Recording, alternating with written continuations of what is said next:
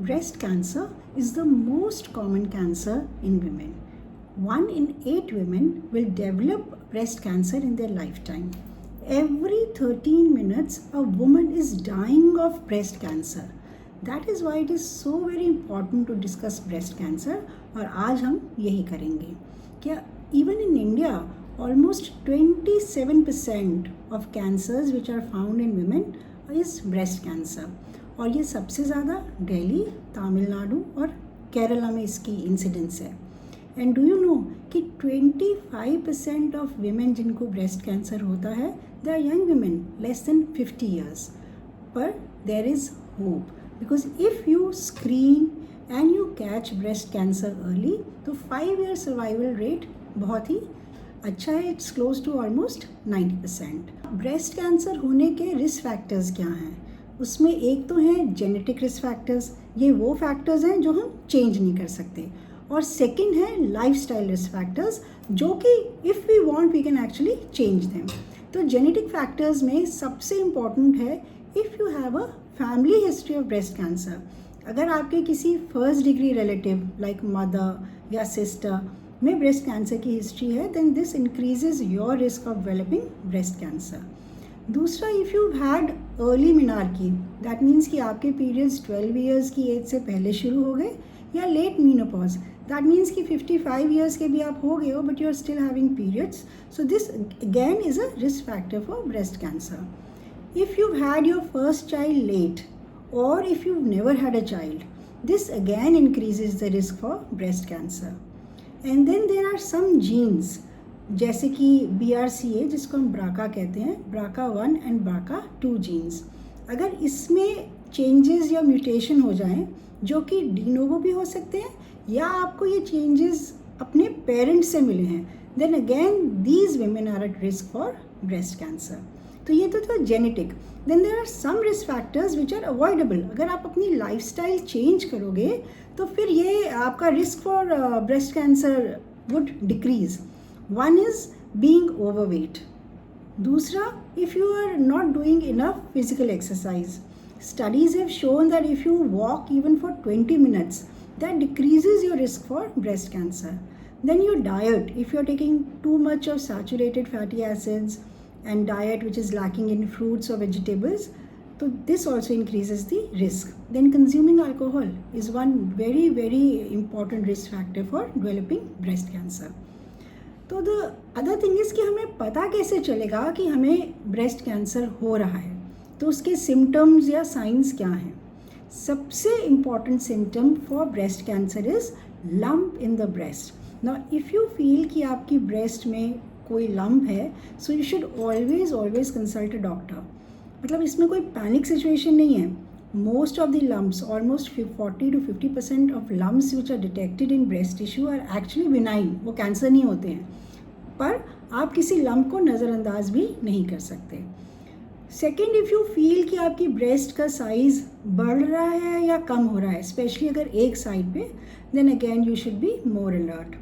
और if you feel कि आपकी जो स्किन है ब्रेस्ट की वो इट इज़ स्केलिंग अप जैसे कि ऑरेंज का छिलका होता है ना उस तरह से रेड और स्केली हो रही है then again that is a sign for cancer.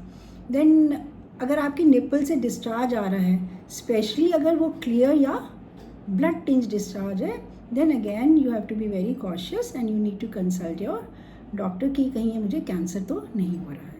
सबसे इम्पॉर्टेंट ये है that we need to detect breast cancer early क्योंकि अगर हम अर्ली डिटेक्ट करेंगे तो उसकी ट्रीटमेंट भी हो सकेगी और prognosis is much better with 5 years survival almost more than 90%. तो how do we screen for breast cancer? तो सबसे इम्पॉर्टेंट पर्सन कौन है जो कि ब्रेस्ट कैंसर आप में डिटेक्ट कर सकता है? वो हो खुद आप.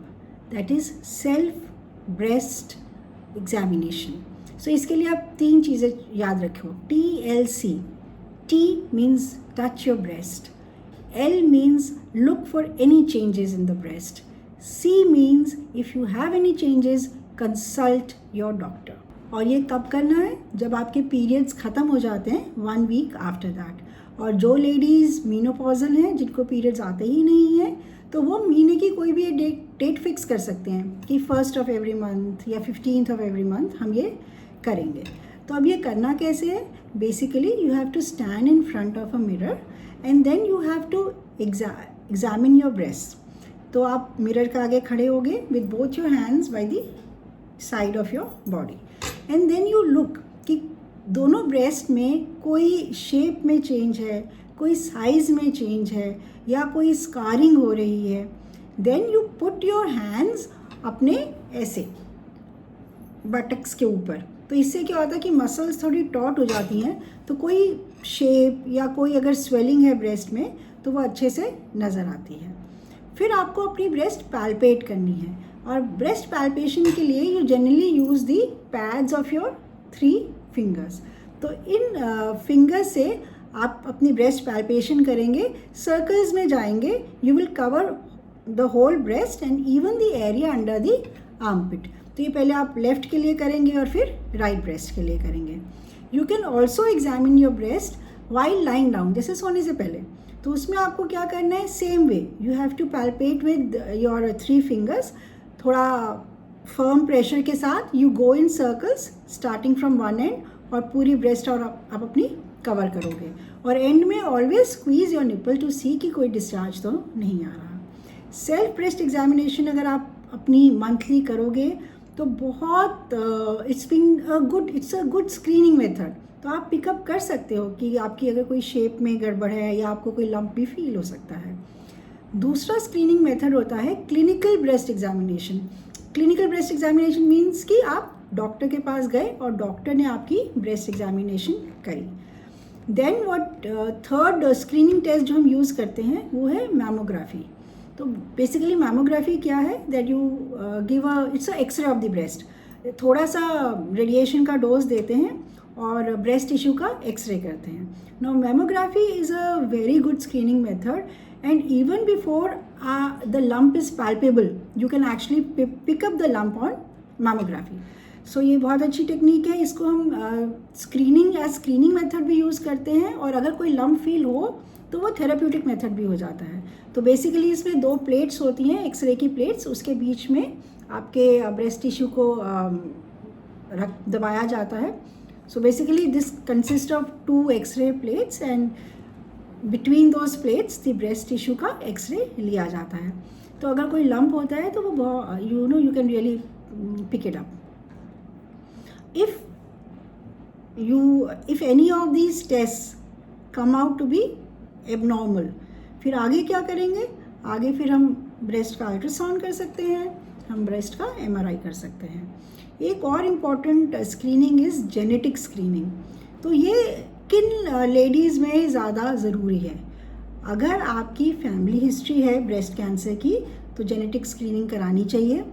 अगर आपकी फैमिली हिस्ट्री है ब्रेस्ट कैंसर की, स्पेशली अगर वो यंगर एज ग्रुप में हुआ है या वो किसी मेल रिलेटिव को है, तो भी ये स्क्रीनिंग बहुत आवश्यक है।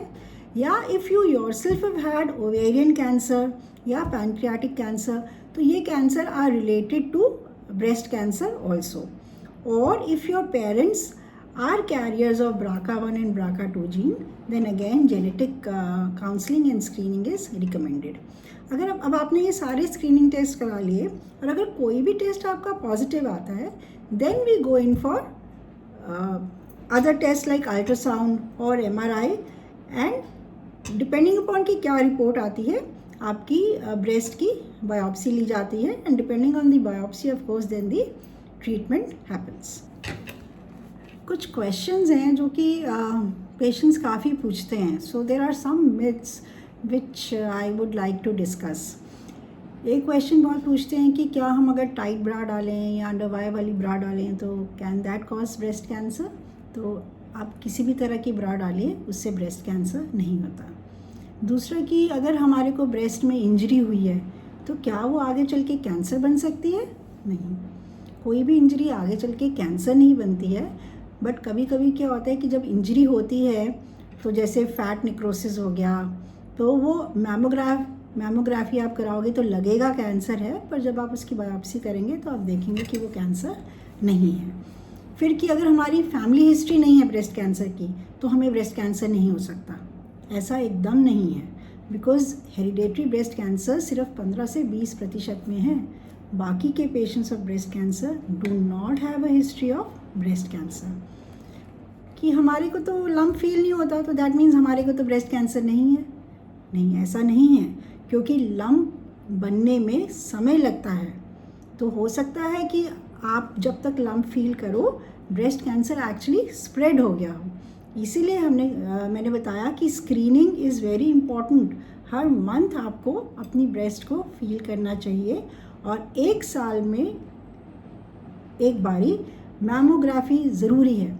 For women who are more than 40 years of age, annual mammogram is a must.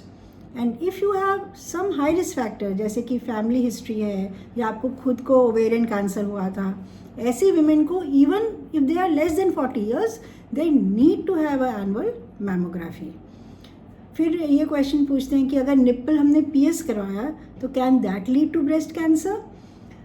Nipple piercing will not lead to breast cancer, पर उसकी अलग अपनी प्रॉब्लम्स हो सकती हैं। अब पियर्सिंग से देर आर चांसेस कि HIV या हेपेटाइटिस बी इन्फेक्शन स्प्रेड हो जाए, या बहुत बारी जो आपकी ब्रेस्ट की डक्ट्स होती हैं वो ब्लॉक हो सकती हैं, अदरवाइज़ वो कैंसर तो नहीं करता। Then another myth which surrounds mammogram is that कि मैमोग्राफी कराने से ब्रेस्ट कैंसर स्प्रेड हो जाता है, पर ऐसा नहीं है, क्योंकि मैमोग्राफी के दौरान बहुत ही कम रेडिएशन दी जाती है ब्रेस्ट टिश्यू को, so that does not cause breast cancer. तो ये कुछ वो क्वेश्चंस थे जो पेशेंट्स काफ़ी पूछते हैं, तो I thought I discuss them in this video also. I hope आपको कुछ जानकारी ब्रेस्ट कैंसर के बारे में इस वीडियो के द्वारा मिली है, और मेरी यही कोशिश रहेगी कि मैं ऐसे जानकारी वाले वीडियोस अपने चैनल योर मॉम डॉग पे डालती रहूँ। Please, if you like this video, subscribe to my channel. Thank you.